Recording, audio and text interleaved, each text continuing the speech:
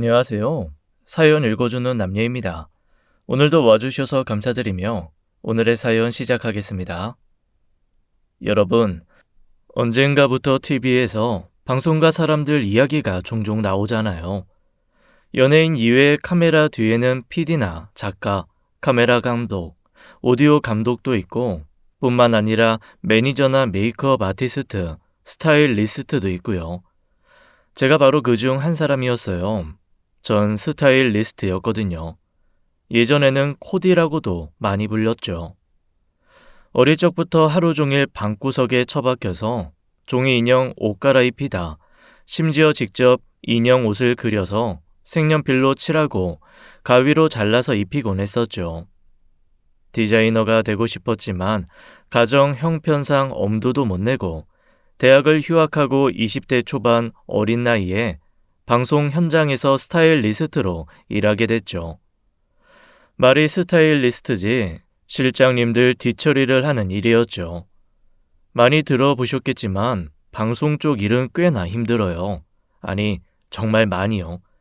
밤샘은 늘상 기본이고 이상한 사람도 진짜 많죠. 그래도 현장에 가면 묘하게 도파민이 돋는달까요? 촬영이 끝나고 마시는 노동주도 꿀맛이고요. 그 맛에 수많은 사람들이 날밤을 새면서도 그 바닥을 못 떠나지 싶어요. 물론 이상한 사람이 많은 만큼 좋은 사람도 많고요. 많이 들어보셨겠지만 방송 바닥 안에서는 끼리끼리 정말 많이 만나고 헤어지고 자기들끼리 연애를 한답니다. 물론 방송 외 다른 직종이랑도 만나죠. 만나고 싶어 하고요. 그런데 유독 일이 늦게 끝나기도 할 뿐더러 뭐랄까, 이쪽 일은 되게 불규칙하고 다른 업계 사람한테 구구절절 말하는 게 좀 번거롭거든요. 그렇잖아요. 만날 때마다 일의 특수성을 하나하나 설명해야 하는 게 귀찮기도 하고 늦게 끝나는 걸 설득하고 이해시키는 것도 힘들고요. 근데 아무래도 같은 방송 바닥에 있는 사람이면 그런 부연 설명 필요 없이 편하다는 게 가장 큰 장점이겠죠. 뭐 그런 걸 떠나서 붙어 있는 시간이 기니까 자연스럽게 눈 맞는 게 가장 큰 이유겠지만요. 제가 만났던 사람, 정확히 말하면 저의 전 남편도 방송계 사람이었어요. 그 사람은 매니저였고 전 스타일리스트였죠. 저희가 담당하는 분은 나이가 지긋한 중견 남자 배우, 연세가 꽤나 있는 선생님이셨어요. 성인 영화에 주로 나오셨던 분이셨죠. 솔직한 마음으로 당시에 당했던 걸 생각하면 선생님이라고 부르기도 싫지만요. 이런 말 한 번쯤 들어보셨을 거예요.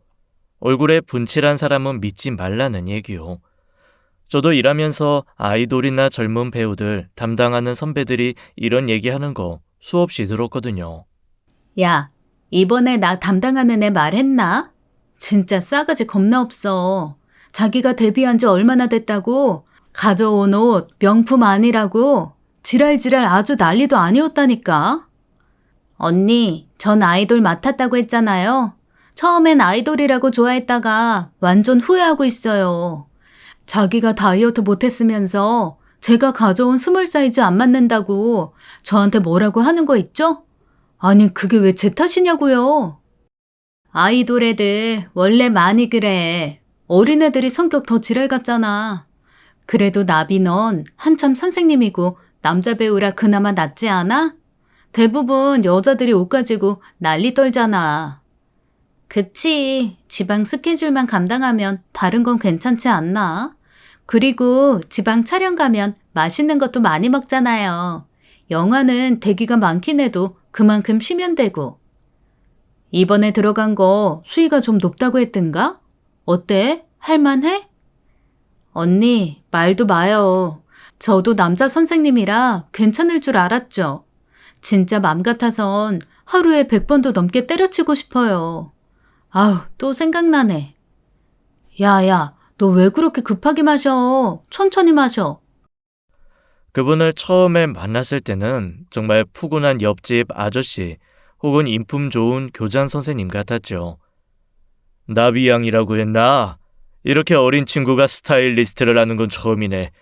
어려워하지 말고 아빠라고 생각하고 어려운 일 있으면 편하게 물어봐도 돼요. 앞으로 잘 지내봅시다, 우리. 그랬는데 개뿔, 아빠는 무슨. 다시 생각해도 욕이 나오네요. 처음 6개월은 선배 실장님과 함께 다녔고 그 이후로는 저도 4년 차가 되어서 선생님의 의상이랑 메이크업을 혼자 담당하게 되었죠. 혼자서 현장을 나가는 건 처음이라 긴장도 됐지만 남자 배우나 가수나 여자 출연자에 비해 메이크업이나 의상이 덜 까다로워 잘해야겠다는 생각만 가득했고요. 물론 처음에는 그분도 잘 챙겨주셨죠. 어린 친구라 그런가? 확실히 감각이 있네. 의상이 세련되고 좋아졌어. 이랬는데 몇 달 뒤 저를 보는 눈빛이 이상하게 끈적거리더라고요. 처음에는 그냥 저의 착각인 줄만 알았죠.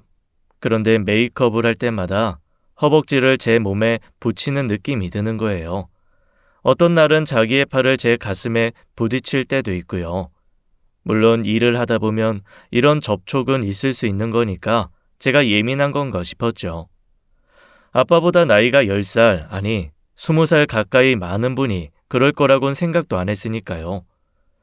그런데 어떤 날은 고생했다고 머리를 쓰다듬더니 어떤 날은 제 볼살이 귀엽다고 뺨을 꼬집더라고요.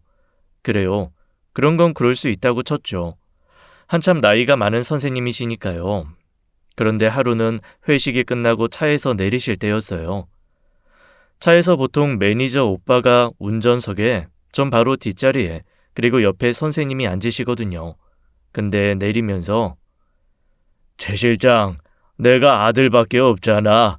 나도 이런 예쁜 딸이 있으면 얼마나 좋았을까 싶어. 그럼 다들 잘 들어가게나. 백호디도 오늘 고생했어. 하면서 제 볼에 뽀뽀를 하고 내리는 거예요. 너무 당황해서 얼굴을 막을 틈도 없었죠. 룸밀러로 보던 매니저 오빠도 당황하긴 마찬가지였고요. 그 변태의 늙은이는 제가 그날 거부하지 않을 걸 승낙이라고 여겼을까요?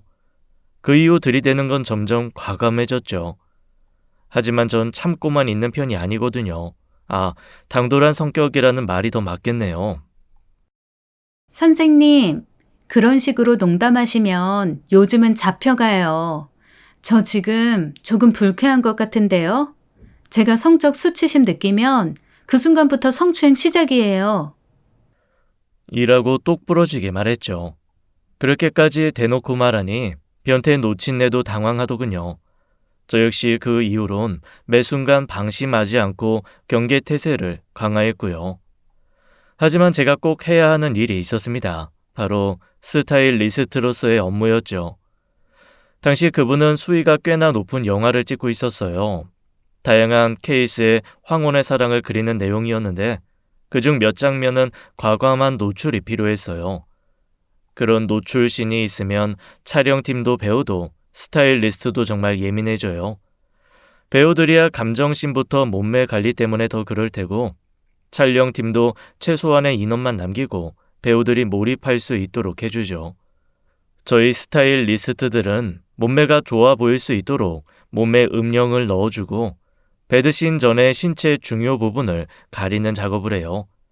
이걸 전문 용어로 공사라고 하는데 여자 배우들의 경우 안정성 때문에 꽤 오랜 시간이 걸리죠.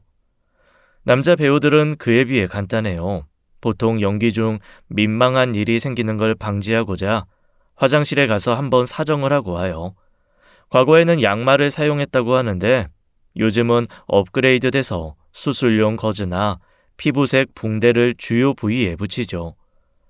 물론 스타일리스트가 대부분 여자라서 설명을 들으면 대부분의 남자 배우들이 혼자 하신다고 해요.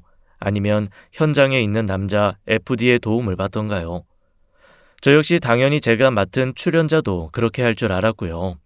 그런데 그 선생님은 본인이 손재주가 없으시다며 눈도 노안이라고 테이프가 안 보인다고 굳이 저보고 작업을 해달라고 하시는 거였어요. 하필이면 그날따라 매니저 오빠가 없는 날이라 SOS를 칠 수도 없었죠. 정말 눈을 꼭 감고 이건 일이다, 남 프로다, 나는 마음으로 할 수밖에 없었어요. 그리고 다음 노출 촬영 때는 매니저 오빠가 나섰어요. 선생님, 앞으로는 제가 직접 작업해드리겠습니다. 저한테 맡겨주세요. 아이고 됐어. 백호디가 깔끔하게 공사를 잘하더라고. 최 실장은 가서 차나 따뜻하게 데워놔. 그리고 난 내 몸에 남자 손 닿는 거 딱 질색이야.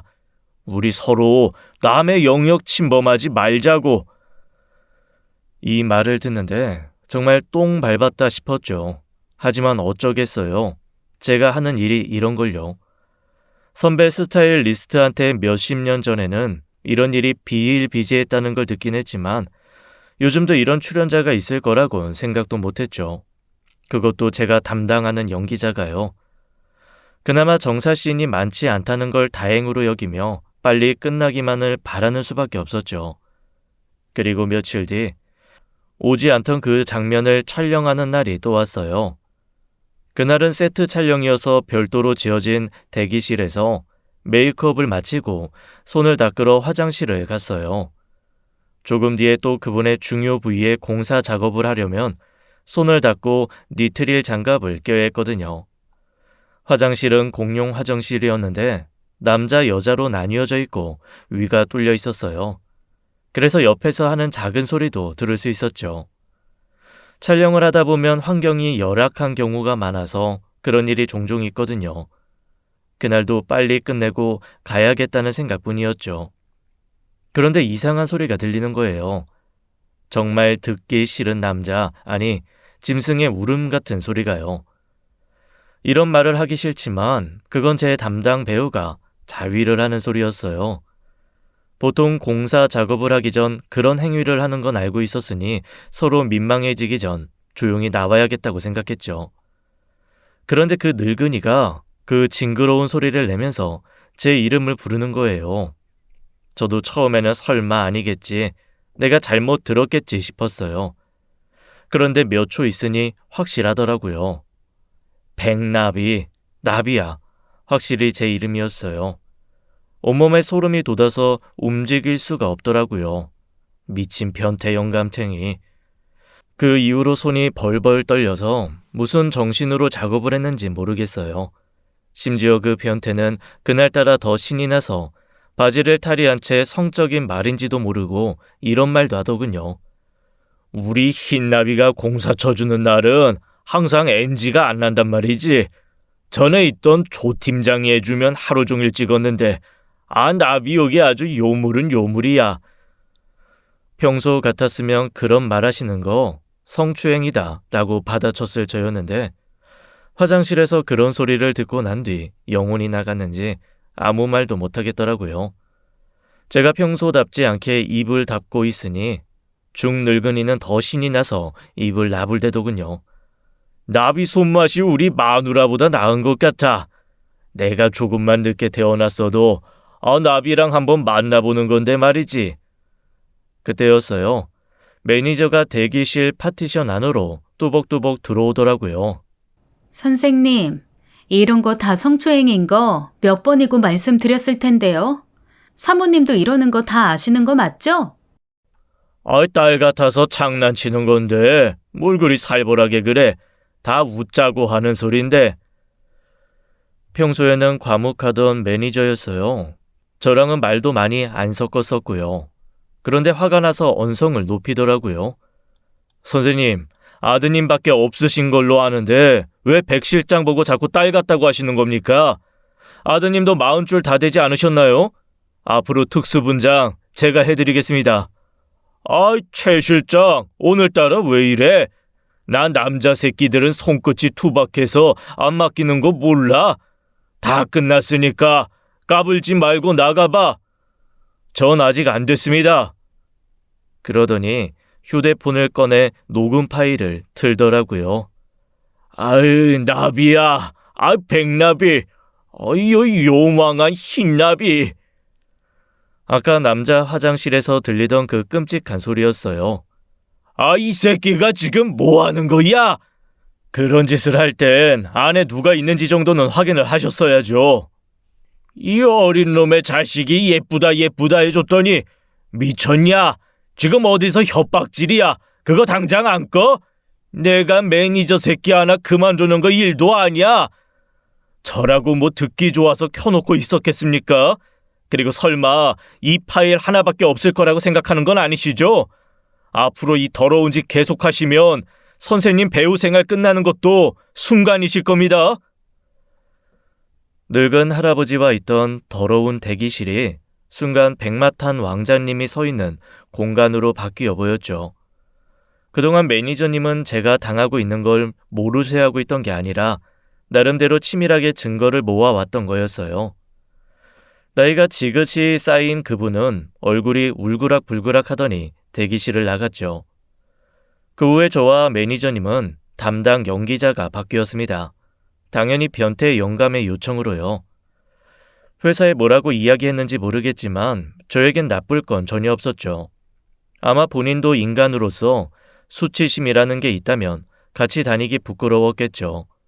성추행 증거에 현장에서 발각까지 됐는데 배우 생활을 연명하고 싶다면 멀리하는 게 낫다는 판단을 했을 테고요. 저와 매니저 오빠도 그날의 일을 굳이 회사에 밝히지는 않았어요. 저도 아직 20대 중반밖에 안 됐고 매니저 오빠도 연차가 얼마 안 됐는데 인지도가 낮긴 하지만 그래도 연기 경력이 높은 인간을 적으로 만들어서 좋을 게 없다고 생각했거든요. 아무래도 좋은 게 좋은 거라고 마음의 상처와 스트레스는 많이 받았지만 시간이 지나면 모두 잊혀질 거라고 믿었으니까요. 무엇보다 이런 일은 보통 혼자 끙끙 참아내는 게 가장 힘든데 바로 옆에서 도와주고 의지할 수 있게 손 내밀어주는 사람이 있어서 쉽게 이겨낼 수 있었던 것 같았죠. 아마 그가 없었더라면 분명 저도 회사를 그만둘 생각까지 했을 텐데 말이에요. 실장님, 그때 어떻게 타이밍 딱 맞춰서 화장실에 있었어요? 나이 드신 분한테 이런 표현 좀 그렇지만 전부터 너무 과하게 찝쩍거리시는 게 마음에 걸리더라고요. 그래서 남이 실장님이랑 선생님이랑 동선 겹칠 땐 일부러 계속 주변에 있었죠. 그리고 그날따라 화장실이 좀 그랬잖아요. 하필 노출씬 찍는 날인데. 아, 실장님은 원래 다 알고 있었구나. 실장님은 나랑 몇 살 차이 안 나는데 진짜 어른 같아요. 나도 사회생활 진짜 일찍부터 시작했는데. 그렇게 차에서 대기하면서 퇴근하면서 이런저런 이야기를 하다 보니 그는 제가 생각했던 무뚝뚝한 사람이 아니더라고요. 그냥 연애 경험이 적은 남자 같았어요. 그런 면이 오히려 좋아 보였죠. 모든 여자에게 친절한 남자보다 더 진중해 보였고요. 실장님, 사실 맨날 저 보고 있었던 거 아니에요? 그 선생님이 저 곤란하게 할 때마다 저랑 눈 마주쳤잖아요. 룸밀러로 계속 보긴 했죠. 그게 관심인 거예요. 관심이 없으면 왜 보겠어요? 신경도 안 쓰지. 내가 보기엔 실장님이 예전부터 날 좋아했던 것 같아. 이렇게 말하니 그 남자 귓볼이 새빨개지더라고요. 선생님 앞에서 그렇게 막말을 할 때도 흔들림 없던 사람이요. 그 모습이 귀여워서 제가 먼저 고백했어요. 치, 좀 모양은 빠지는데 그냥 우리 오늘부터 1일 해요. 언제 사귀자고 말 하나 지켜보려고 했는데 이제 못 기다리겠다. 이거 거절은 못해요. 무조건 예스해야 돼요. 저희는 이렇게 연인이 됐어요. 나중에 하는 말이 그도 저에게 마음이 있었다고 하더라고요. 숙맥이어서 자기가 먼저 고백은 못했지만요. 같은 업계의 사람을 만나니 정말 좋은 건 서로 일에 대한 이해도였어요. 어떤 게 힘들다고 굳이 말하지 않아도 모두 알아주는 사람을 만나는 건 쉽지 않잖아요. 표현을 잘하는 사람은 아니었지만 제가 기분이 안 좋거나 짜증나는 것에 대해 일일이 설명하지 않아도 되는 것만으로도 전 너무 만족했어요. 결혼 전 만났던 남자친구들은 제가 새벽에 끝나는 것 때문에 늘 싸우곤 했었거든요. 주변의 직장인들과 결혼한 선배들 이야기를 들으면 결혼한 지 몇 년이 지났는데도 아직도 일에 대한 이해를 못해서 종종 다툰다는 얘기도 들었고요. 그런 면에서 저희는 그런 트러블이 없으니 너무 다행이었죠. 물론 둘 다 수입이 크지 않아서 결혼 초반에는 생활하는 게 쉽지 않았어요. 하지만 집에 있는 시간보다 현장에 있는 시간이 더 많고 둘 다 돈 쓸 일이 많지 않아서 열심히 모으게 되더라고요. 그렇게 몇 년을 정신없이 살다 보니 저도 30대 중반이 됐습니다. 남편과는 아무래도 모두가 부부인 걸 알기도 했고 같은 연기자를 맡는 일은 되도록 자양했죠.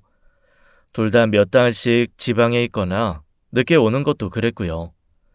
그 즈음부턴 아이 생각을 갖고 있던 터라 사무실 근무로 돌리면 어떨까 얘기 중이기도 했거든요. 다행히 저도 30대 중반이 되고 남편도 30대 후반이 되니 연차가 좀 쌓이고 경력도 올라서 이제는 조금 여유가 생기긴 하더라고요. 그동안 둘 다 앞만 보고 달려왔으니까요.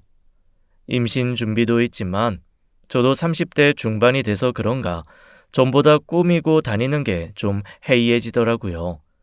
예전엔 365일 내내 힐에 풀 메이크업을 하던 저였거든요. 오죽하면 촬영 현장에서 선생님들도 백 실장, 그렇게 발목 혹사시키면 나중에 나이 들어서 후회한다. 현장에서는 누가 본다고. 일할 땐 편한 거 신어. 에이, 선생님, 여자한테 힐이랑 메이크업은 자존심이잖아요. 저 이렇게 높은 거 신고도 잘 뛰어요. 걱정 마세요. 이랬던 저였는데 나이가 들고 나니 발목이 상해 힐에서 내려온 지는 오래됐고요. 항상 밤새는 게 일상이었잖아요. 풀 메이크업하고 밤새고 몇 시간 안 자고 다시 출근하는 생활을 10년 가까이 하니 피부가 상하다 못해 썩은 것 같더라고요. 왜 여배우들이 스케줄 없는 날에는 항상 생얼로 다니고 촬영 끝나고 나면 바로 메이크업을 지우는지 그제서야 알게 됐달까요? 어릴 때는 패기가 넘쳐서 조언들을 다 무시하다 결국 발목이고 피부고 손목도 다 상하고 말았죠. 예전처럼 눈 화장을 진하게 하면 눈이 뻑뻑하고 건조해서 몇 시간도 안 돼서 토끼 눈이 되더라고요. 그런데 저뿐 아니라 제 주변 친구들도 그런 게 이 나이쯤 되면 힐에서 내려와서 그런지 나이살 때문인지 다들 그렇게 살이 찌더라고요. 전 어릴 적엔 늘 스몰만 입고 살았어요. 학교 다닐 땐 체구가 작다고 모델이 없으면 제가 피팅을 할 정도로 빠지는 몸매는 아니었는데 30대 중반이 되니 이상하게 옆구리나 배에 살이 찌는 거 있죠. 예전에 언니들이 이런 얘기를 할 때 티는 안 냈지만 남의 일이라고 생각했는데 저도 똑같이 그 길을 걸으니 참 기분이 안 좋더라고요. 태어나서 살 때문에 고민할 거라고는 한 번도 생각 안 했는데 말이죠. 그런데 남편이 지나가면서 자꾸 이런 말을 하더라고요. 너 그렇게 살찌면 업체에서 누가 너보고 의상 빌려주겠어? 다이어트도 자기 관리야. 요즘 뚱뚱한 여자 보고 다 게을러 보인다고 하잖아. 나 아직 그 정도는 아니야. 그리고 일을 실력으로 하는 거지. 누가 얼굴 보고 하냐? 그건 술집 애들이나 그러는 거지. 그래도 의상 한다는 사람이 잘 꾸미면 플러스 알파지 마이너스 되는 건 아니잖아. 나 어디 가서 못 꾸민다는 소리 안 듣거든? 내일은 내가 알아서 잘하니까 신경 꺼. 평소에는 생전 이런 소리 안 하던 남자가 살 가지고 이런 소리를 하니까 기분이 못 갔더라고요. 다른 남자들은 이런 말 심심치 않게 한다던데 제 남편이 이런 소리를 할 줄은 몰랐거든요. 그것도 임신 준비 때문에 스트레스 받던 찰나의 말이죠. 너 산부인과에서 다이어트 하라고 안 해? 몸무게 너무 많이 나가면 임신하기 힘들다고 하던데. 그게 무슨 막말이야? 나 그 정도는 아니거든? 안 그래도 오빠 이번에 회사 옮긴다고 바빠서 병원도 같이 못 갔으면서 별소리를 다 한다. 그렇게 심하면 내가 알아서 하겠지. 남편이랑 제가 다니던 엔터 회사는 대부분 나이 든 배우분들이 있던 곳이었는데 그즈음 남편은 트로트 가수 회사로 옮겼거든요. 10년 가까이 배우만 담당하다가 가수를 맡게 되니 전에 했던 업무랑 달라지는 게 많을 수밖에 없었죠. 아마 본인도 적응하느라 힘들었을 텐데 저한테 히스테리를 부리는 건 없었어요. 그런 면에 대해서는 유순한 성격이었으니까요. 그런데 언젠가부터 자꾸만 제 살을 들먹이는 게 거슬리더라고요. 아시잖아요. 여자한테 외모를 지적하는 말 하나하나가 얼마나 상처인지요. 그러던 중 임신 소식이 들렸습니다. 너무 오랜 시간 동안 준비를 해도 도무지 소식이 없어서 걱정되던 찰나였는데 너무 다행이었죠. 회사를 옮기고 남편의 수입도 전에 있던 회사보다 많아지고 임신도 되고 불안정한 엔터 부부의 삶이 이제야 조금은 안정적으로 살게 되는 건가 싶었죠. 물론 남편의 일이 바쁜 건 어쩔 수 없었지만요. 그런데 임신을 하고 나서 음식이 너무 땡기더라고요. 남들은 입덧 때문에 음식 냄새만 맡아도 힘들다고 하던데 매일매일 먹고 싶은 게 생기고 그걸 못 먹으면 잠도 안 오고 결국 몸무게가 과하게 늘고 말았죠. 병원에서 선생님은 초반에는 운동하면 위험하다고 조금 지나서 하자고 하시고요. 결국 먹은 만큼 찔 수밖에 없었고요. 거울을 보면 처녀 때보다 2배 가까이는 쪘지 싶어요. 심지어 얼굴에도 트러블이 올라오더라고요. 생전 여드름은 안 올라왔는데 이마랑 볼에 좁쌀 여드름이 계속 올라오고 턱 주변에도 여드름이 계속 올라오더라고요. 그렇게 되니 저도 이게 제 모습이 너무 흉측해서 사람을 만나기가 싫더라고요. 이게 임신 중 우울증인가 싶었죠. 출근을 하면 누구랑 눈 마주치는 것조차 두려워지고요. 선배, 진짜 짜증나 죽겠어요. 하루하루 왜 이렇게 못생겨지는 건지. 선배도 이랬어요? 몸 무거워지는 것도 죽겠는데 트러블도 짜증나고 뭐 이래? 원래 임신하면 호르몬의 노예라잖아. 애 낳고 나면 다 돌아가. 살성 크림이랑 클렌저 순한 걸로 바꿔서 써봐. 이것도 짜증나는데 승준 씨 때문에 더 승질나. 살쪘다고 그렇게 뭐라고 한다? 미친 거 아니야. 임산부한테 살쪘다고 뭐라고 하는 남편이 어디 있어? 아주 매장을 시켜야지 그럼. 그랬어요. 임신 전에 조금 쪘다고 한 소리씩 하던 사람이 이제는 아예 대놓고 말을 하기 시작했죠. 와, 백나비. 이제 이름 바꿔야겠다, 야. 나비가 아니라 나방인데? 내가 너 예뻐서 좋아했는데 이제 예전 사진 보여줘도 같은 사람인지 못 믿겠는데? 이렇게 찌면 병원에서도 걱정할 것 같은데. 말 좀 가려서 해. 그리고 수유하면 나중에 다 빠진다고 했어. 뭣도 모르면서 그런 말 하지 마. 그런가? 내가 요즘 늘씬한 가수만 봐서 그런가? 와, 이게 여자 허리 맞아? 오늘 행사 갔다 온 애는 허리가 한 줌이던데 네 반? 아니다, 3분의 1만 하겠다. 걔네는 외모로 돈 버는 사람이잖아. 그리고 지금 임신한 와이프랑 담당 연기자랑 비교하는 거야? 그럼 가서 걔랑 살아. 당신 지금 정신 나갔지? 한 번만 더 내 앞에서 살 가지고 뭐라고 하면 나 가만히 안 있어 진짜. 처음으로 남편한테 소리를 크게 지르고 방문을 쾅 닫고 들어갔어요.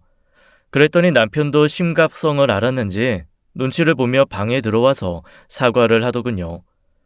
그날 밤 서러움에 얼마나 엉엉 울었는지 몰라요. 그렇잖아요. 정 카메라 뒤에 서는 사람이고 심지어 임신 중인 사람한테 아무리 농담이어도 그게 할 소리냐고요. 며칠 동안 냉랭하게 대했더니 심각성을 알았는지 그 이후로는 그런 말을 안 하더라고요. 매니저의 아내로 살면서 바로 옆에서 보니까 배우 매니저와 가수 매니저의 가장 큰 차이를 꼽자면 장기 출장 아닐까 싶어요. 배우의 경우 영화나 드라마 모두 짧게는 몇 주, 길게는 몇 달씩 찍거든요. 장소는 보통 서울보다는 경기 외곽이면 다행이고 지방에서 촬영하는 일도 허다하고요. 어떤 촬영이냐에 따라 연기자와 제작진, 스텝이 오랜 시간 같이 붙어서 촬영하는 일이 많아요. 반대로 가수의 경우 장르에 따라 조금씩 다를 수 있긴 하지만 가는 곳은 대부분 메이크업샵, 안무실, 녹음실, 방송국, 행사 이 정도예요. 아, 사무실도 가끔 가고요. 하지만 배우처럼 장기 출장을 가는 경우는 특수한 예능 촬영이 아닌 이상 없죠. 제 남편이 처음에 맡은 트로트 가수는 연배가 있으신 선생님이었어요. 이전 회사에서도 중견 배우를 오랫동안 담당했던 터라 그걸 좋게 본 회사 본부장이 선생님을 맡게 했나 봐요. 나이든 선생님들은 아무래도 처음 보는 매니저에게는 쉽게 정을 주지 않으시는데 남편의 듬직함을 좋게 보셨는지 금방 예쁨을 받았죠. 남편은 전 회사랑 다르게 장기 출장은 없어졌지만 지방 가는 일이 많아졌어요. 트로트 가수라 그런지 생전 처음 듣는 지방으로 행사를 가더라고요. 전 우리나라에 그렇게 많은 축제가 있는지 처음 알았어요. 온갖 제철 음식, 꽃축제, 그리고 지자체에서 하는 특산물 홍보가 필요한 행사마다 카니발을 몰고 가는 것 같았죠. 심지어 어떤 날은 하루에 몇 항씩을 뛰는 것 같았고요. 그러다 보니 새벽같이 나가서 새벽에 들어오는 날도 있었고 지방에서 숙소를 잡고 다른 지역으로 이동하는 날도 있었어요. 여보, 어디야? 오늘 언제 들어와? 미안, 연락한다는 게 너무 늦었네. 여기 평창인데 오늘 송어 축제 왔다고 했잖아. 근데 사무실에서 갑자기 연락이 왔네. 내일 화천 산천어 축제 가야 한대. 서울 왔다 갔다 하기 힘드니까 여기서 자야 할 것 같아. 내일 나랑 산부인과 같이 가기로 했잖아. 미리 연차도 썼다면서. 회사에서 갑자기 연락이 왔는데 그럼 어떡해. 나도 어쩔 수 없지 뭐. 미안해. 그럼 미리 말을 해줬어야지. 지금 밤 10시인데 계속 기다렸잖아. 여기 행사장이라 시끄러워서 잘 안 들려. 내가 이따가 숙소 들어가서 전화할게. 이런 일이 다반사였죠. 맞아요. 저도 머리로는 이해가 안 되는 게 아니에요. 같은 일을 하니까 그렇게 갑작스러운 상황을 더 잘 알고요. 물론 산부인과의 남편이 늘 동행할 필요가 없다는 건 저도 알고 있고요. 그런데 마음은 그렇지 않더라고요.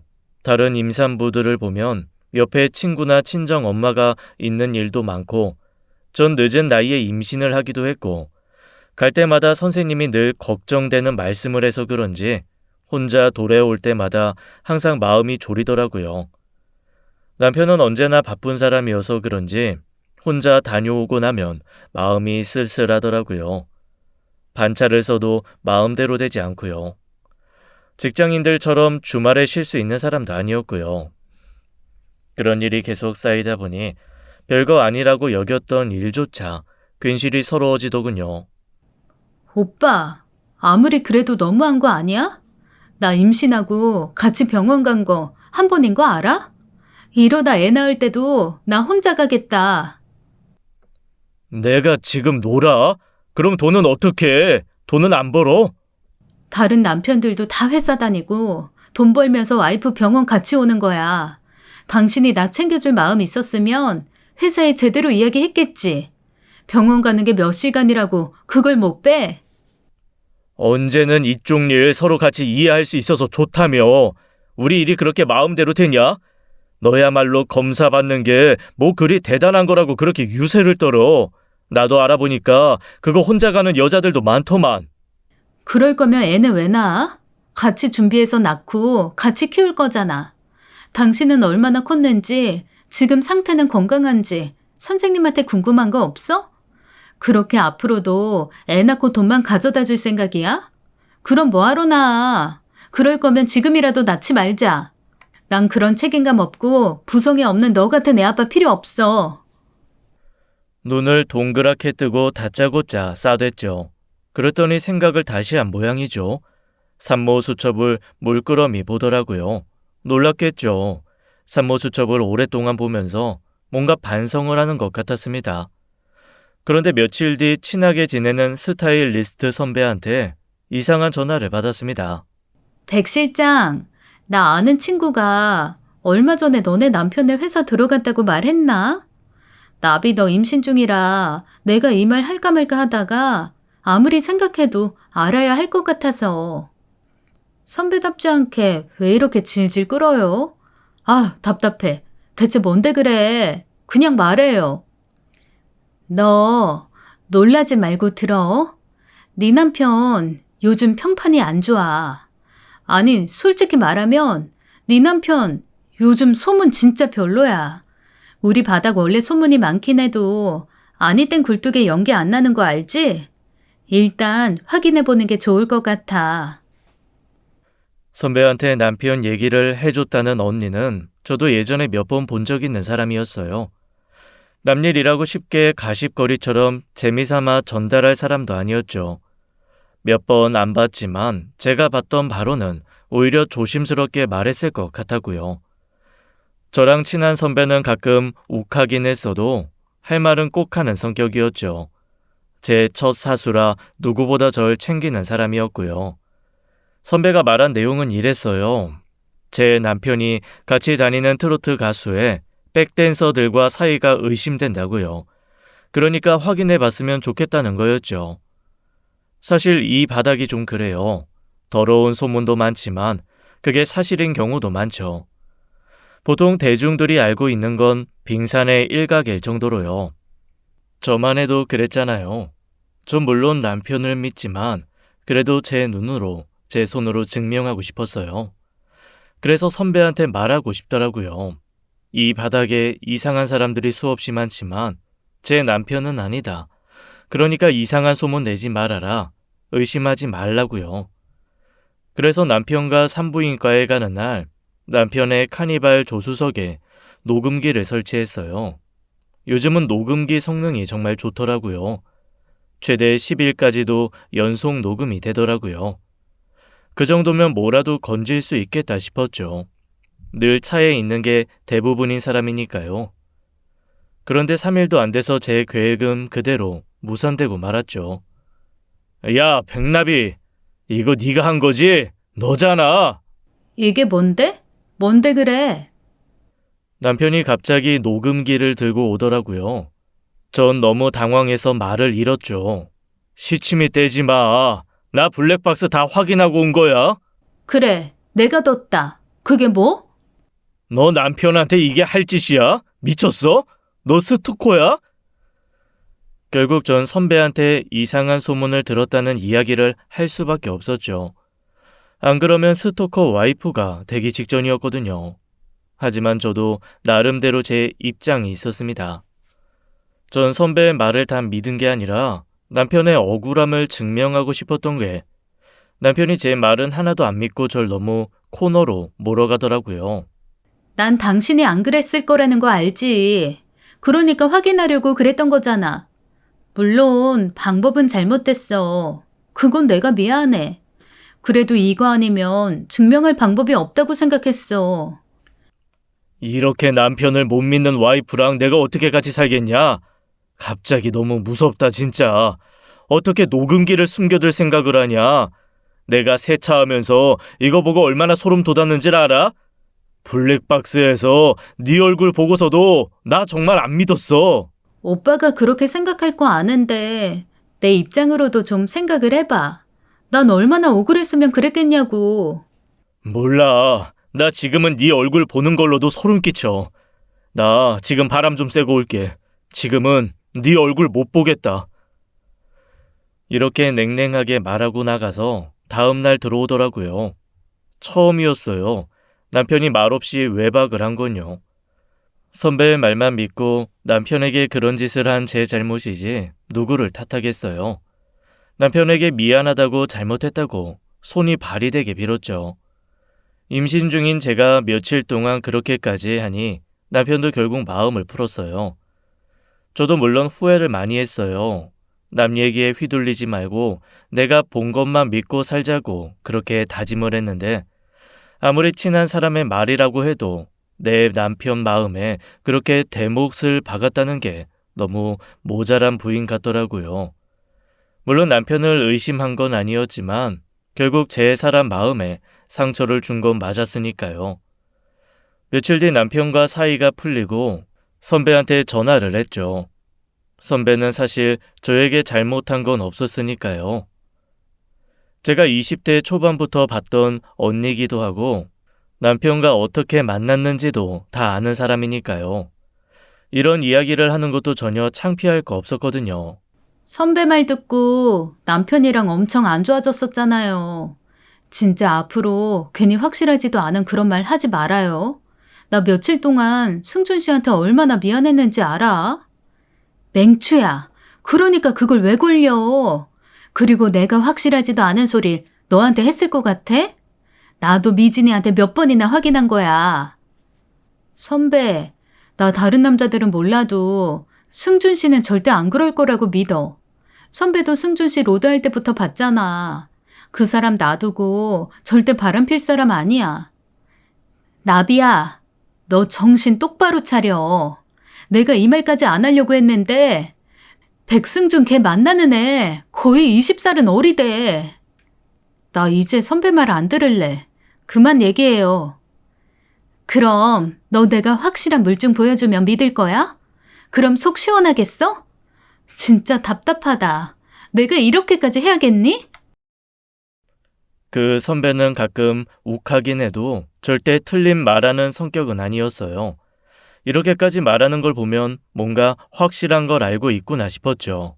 그래 선배, 내 눈으로 볼 수 있게 해줘. 그럼 믿을게. 그 전까진 내 남편 욕하지 마. 라고 단호하게 말한 뒤 전화를 끊었어요.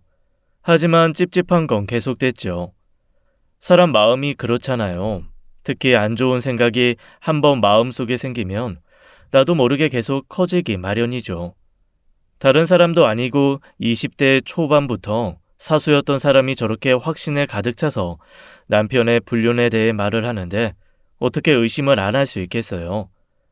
제 마음속의 악마는 매일매일 말하고 있었어요. 네 남편은 부정을 저지르고 있어. 그 싹은 점점 커지고 있었죠. 제 뱃속의 아이가 커짐과 동시에 말이죠. 물론 남편에게 티는 전혀 내지 않았지만요. 남편은 어김없이 정신없이 바빴어요. 담당하는 가수 선배의 일정이 계속 꽉 찼다고 하더라고요. 일이 많은 건 당연히 좋은 일이었고 그 와중 출연자도 남편에게 의지를 많이 하고 있다고 하더라고요. 담당 출연자와 매니저와 궁합이 좋은 만큼 시너지가 올라가는 일은 없으니 다행이라 여겼죠. 그럼 내년 연봉도 올라가겠지만 출산 휴가를 얘기하기도 수월하겠다 생각하면서요. 그러던 찰나 선배에게 동영상이 왔더라고요. 오지 않았으면 했던 영상이요. 그 영상은 제 남편과 같이 일하는 선배의 친구 미진 언니가 몰래 찍은 동영상이었어요. 맞아요. 제 사수가 제가 믿을 수 있게 미진 언니에게 부탁한 거예요. 남편의 불륜 현장을 찍어달라고요. 미진 언니는 원래 조용하고 말이 없어서 옆에 있는 듯 없는 듯한 사람이죠. 남들이 대화할 때 동영상을 찍기는 정말 최적화됐다고 볼 수 있고요. 첫 번째 영상은 남편이 담당하는 가수 선생님이 통화하는 모습이었어요. 언니는 카니발 뒷좌석에 앉아 있는 것 같았고 선생님은 언니가 있는지도 모르고 편하게 통화하시더라고요. 나 대기 중이지. 내 담당? 아직 백 실장 걔지. 처음엔 일 좀 잘한다 싶어서 예뻐했는데 영광이야. 얼마 전 행사 땐 목 상태가 안 좋아서 AR로 가자고 몇 번이나 얘기했는데 똑같이 MR 가져왔더라고. 알잖아. 요즘 우리 백댄서 여자애들한테 못된 짓 하더라고. 나야 그런 거 하나하나 뭐라고 안 하지. 그래? 그렇게 소문이 많이 났어? 백 실장 이거 안 되겠네 진짜. 내가 회사에 얘기 좀 해야겠다, 미연 씨. 내가 나중에 전화할게. 나 무대 올라가야겠다. 제가 아는 남편의 이야기가 맞나 싶더라고요. 두 번째 영상은 더 가관이었어요. 캄캄한 게 아마 선생님을 모셔다 드리고 가는 길인 것 같았죠. 이번에도 목소리만 들렸지만 대략적인 상황은 추측이 가능했죠. 실장님, 오늘 행사 끝나고 뭐 받으셨어요? 아까 관계자가 뭐 좀 챙겨주는 것 같던데. 저희 이따 회사 앞에 가서 한잔 해요. 넌 어린애가 그런 건 항상 잘 보더라. 오늘 늦었는데 안 피곤해? 이 나이에 벌써 피곤하면 안 되죠. 며칠 밤을 새도 거뜬해야지. 밤엔 더 쌩쌩한 거 알면서 그런다 진짜. 네가 밤에 쌩쌩한 걸 실장님이 어떻게 알아? 둘이 무슨 사이라도 돼? 너 말 되게 싼티나게 한다. 됐고, 오늘 행사 잘 끝났으니 스타일 실장님 내려드리고 한잔하자. 니네 조만간 트로트 오디션 있는 거 알지? 니네도 언제까지 백댄서만 할 거 아니잖아. 가수하고 싶다며. 그러니까요. 실장님 아는 사람도 많다면서요. 난 가수도 좋고 배우도 하고 싶어. 니네 연예인이 뜨려면 무조건 매니저 잘 만나야 하는 거 알지? 니네처럼 어리고 예쁜 애들이 데뷔하는 건 일도 아니야. 와, 우리 실장님 말만 들어도 완전 든든해. 저 진짜 버리시면 안 돼요. 전 영상을 더 볼 수가 없어서 껐습니다. 이게 제가 알던 사람이 맞나 싶더군요. 본인이 제일 구역질 나게 혐오하던 매니저들이 하는 짓을 제 남편이 그대로 하고 있더라고요. 목소리만 들어도 갓 20살이 된 것 같은 여자애들을 데리고 지위를 가지고 왕처럼 군림하고 있는 꼴이 참 가짠더라고요. 물론 그 영상만으로 불륜을 저질렀다고 확신할 순 없었지만 글쎄요. 꼭 똥인지 된장인지 먹어봐야 할까요? 이미 전 알겠던데요. 그 인간이 똥이었어요. 아니, 구수한 된장이어서 진국이라고 생각했던 사람이 저도 모르는 사이에 머리가 똥덩어리로 가득 찼더라고요. 갈등하고 또 갈등했어요. 이 똥덩어리를 그냥 보내줘야 하나 마나. 근데 그러기 싫더라고요. 제 뒤에서 그랬던 것도 괘씸하고 저한테 스토커냐고 싸잡아서 절 매도했던 것도 어처구니 없었고요. 그래서 그 사람의 바닥이 어디인지 제 눈으로 보기로 결정했죠. 여기서부터 알아보는 건 일도 아니죠. 저는 이 바닥 사람이잖아요. 저에게 영상을 보내준 선배 언니와 영상을 찍은 선배 친구를 같이 만났죠. 그리고 셋이 함께 남편이 담당하는 가수 선생님을 찾아갔어요. 선생님이라면 고견을 주실 거라고 생각했거든요. 같은 여자이기도 했고 남편의 만행을 오랫동안 보시기도 했으니까요. 배가 부른 제가 찾아가니 선생님은 당황하시더라고요. 모든 걸 알고 왔다고 상황을 듣고 난 뒤 한숨을 쉬면서 천천히 이야기를 말씀하시더라고요. 임신 중이잖아요. 이렇게 되면 나중에 후회할지도 몰라요. 나비 씨 정말 괜찮겠어요? 선생님, 전 아이에게 아빠가 떳떳했으면 좋겠어요. 저 정말 괜찮아요. 그러니까 도와주세요. 그분은 한참 동안 말없이 저를 지그치 보셨어요. 그러더니 어디론가 전화를 하시더라고요. 그리고는 제 손을 잡고 저를 일으키시더군요. 선생님이 저희를 데리고 간 곳은 남편이 일하는 소속사였어요. 소속사 대표가 입구부터 안절부절하며 선생님을 맞이했죠. 대표실의 대표와 선생님, 저, 선배 언니, 그리고 같은 팀이었던 스타일리스트, 미진 언니 5사람이 앉았어요. 김 대표, 전화로 말한 그 영상 준비했지? 처음부터 다 보여줘요. 괜찮아. 알 건 알아야지. 우리 더 이상 쉬쉬하지 맙시다. 대표실에 있는 큰 화면으로 나오는 영상은 안무실에서 백댄서들이 연습하는 모습이었어요. 보통 안무 연습을 할 때 동작 합을 맞춰보려고 정중앙에 작은 카메라를 설치하거든요. 카메라니까 오디오도 당연히 들어가고요. 3명의 여자 댄서가 연습을 하는 영상이었어요. 전 갑자기 이 영상을 왜 보여주는 건가 의아했지만 이유가 있겠지 하고 가만히 보고 있었죠. 몇 곡이 끝나고 쉬는 시간이었어요. 백댄서들이 쉬면서 대화를 하는 게 들리더군요. 전 평소에도 눈썰미가 좋고 목소리도 잘 기억하는 편이거든요. 몇 마디만 들었는데도 아, 지난번 동영상에서 들었던 목소리다. 딱 알겠더라고요. 야, 김유진, 너 똑바로 안 해? 왜 이렇게 틀려? 너나 잘해. 어디서 지적질이야? 실장님 백 믿고 그러냐? 그래, 오빠 백 믿고 그런다 어쩔래? 오빠? 지랄 연병하네. 야, 우리끼리는 그러지 말자. 무슨 징그럽게 오빠야. 나이 차이가 17살 차이야. 왜, 부럽냐? 부러우면 너도 오빠라고 하든가. 오빠가 나 이번에 녹음실 감독님도 소개시켜준다고 했어. 부럽긴. 감독님들 백날 첫날 만나봐라. 그래서 퍽이나 뜰 수 있나? 내가 이 말은 진짜 안 하려고 했는데 난 이번에 어쩌면 트로트 오디션 PD도 만날지도 몰라. 너한텐 그런 말 안 하셨지? 너 개구라까지 마. 오빠가 너한테 그럴 리 없어. 내가 훨씬 예쁘다고 했는데? 미친년아, 너보다 내 가슴이 더 커서 좋다고 했거든? 이게 진짜? 보자 하니까. 결국 둘은 머리채를 잡고 싸우더군요. 옆에서 헤드폰을 쓰고 있던 댄서 한 명이 보다 못해 카메라를 끄는 걸로 영상이 끝이 났고요. 둘이 하도 크게 싸워서 회사 내에 소문이 났나 보더라고요. 그날 소속사 대표님께 듣자 하니 행사가 끝나고 백댄서들과 법카로 술을 마시는 일이 빈번했다고 하네요. 그러면서 두 여자에게 허풍 섞인 말을 하면서 잠자리를 가졌고요. 이게 인간인가요? 와이프가 임신 중인데 20살 가까이 어린 여자애들이랑 하루 종일 붙어 있으면서 농담 따먹기를 하고 몸을 섞다니요. 그래놓고 저한테 살이 쪘다고 타박하질 않나 바빠서 같이 병원 갈 시간이 없다고 했던 거였어요. 근데 여기서 끝이 아니더군요. 영상이 끝나자마자 대표님이 이런 말을 하시는 거예요.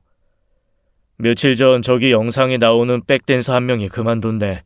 몸이 안 좋다고 하는데 영 미심쩍어서 말이야. 남편과 관계를 가졌던 여자가 갑자기 왜 그만뒀을까요? 물론 그럴 수 있죠. 일하다 보면 그만둘 수 있긴 한데 왜 이 타이밍에 그만둘 걸까 의심쩍게 생각되던 찰나 스타일리스트 언니가 이런 말을 하는 거예요. 팀에서 빠진다고 하기 전 본인도 그게 이상해서 물어봤었다고요. 그랬더니 생리를 계속 안 하는 게 아무래도 이상해서 산부인과 갔는데 저 수술해야 한대요. 실장님, 이거 비밀로 해주실 거죠? 아무한테도 말하시면 안 돼요. 라고 당돌하게 말했다네요. 이 언니도 이걸 어디까지 말해야 하나 고민하다 힘들게 얘기 꺼냈다고 하더라고요. 그 전까지만 해도 냉정했던 저였는데 그 말을 듣고 눈물이 핑 돌더라고요. 옆에서 선생님이 제 손을 꼭 잡아주시는데 눈물이 멈추지 않더라고요. 이렇게까지 바닥을 볼 거라고는 생각지 않았는데 생각보다 더 짐승이고 금수보다 못한 새끼였죠. 나비 씨가 원하는 대로 해줄게요. 내 딸도 남편 새끼가 바람나서 이혼하고 가슴에 대못 박혀서 살고 있어. 나도 엄마지만 내 딸 결혼 생활은 어떻게 못해줘서 그게 참 평생 마음 아프더라. 나비 씨 원하는 거 있으면 말해요. 내가 해줄 수 있는 건 다 해줄게. 선생님과 선배 품에 안겨서 몇 시간을 꺼이꺼이 울었는지 몰라요. 그 말씀이 참 고맙더라고요. 따님은 저보다 한참 나이가 많지만 제가 너무 이해된다면서 등을 토닥여 주시는데 손이 정말 따뜻한 분이셨어요. 한참을 울고 나니 그제서야 정신이 들더군요. 그리고 이 새끼를 어떻게 해야 조질 수 있을까 생각을 하기 시작했죠. 그 사람은 장손이었어요. 저희 아이는 이미 아들이어서 시댁에서도 너무 좋아했었죠. 그럼 뭐겠어요. 그쪽을 건드려야겠다 생각했죠. 남편이 얼마나 바닥에 있는 인간인지 시댁 어른들께 손주를 앞으로 영영 못 보여드린다고 알릴 셈이었죠. 제가 지금 눈에 보이는 게 뭐가 있겠어요. 남편의 영린을 건드려야겠다는 생각밖에 없었죠. 마침 얼마 뒤 시댁 근처에서 축제가 있더라고요. 그래서 선생님 그리고 스타일리스트 언니와 작전을 짰습니다. 행사가 끝나고 선생님은 남편에게 근처 맛집에서 밥을 먹자고 하셨죠. 원래 지방 축제가 끝나면 지방 유명한 식당에서 밥을 먹고 오는 건 늘상 있는 일이라 이상할 게 없었죠.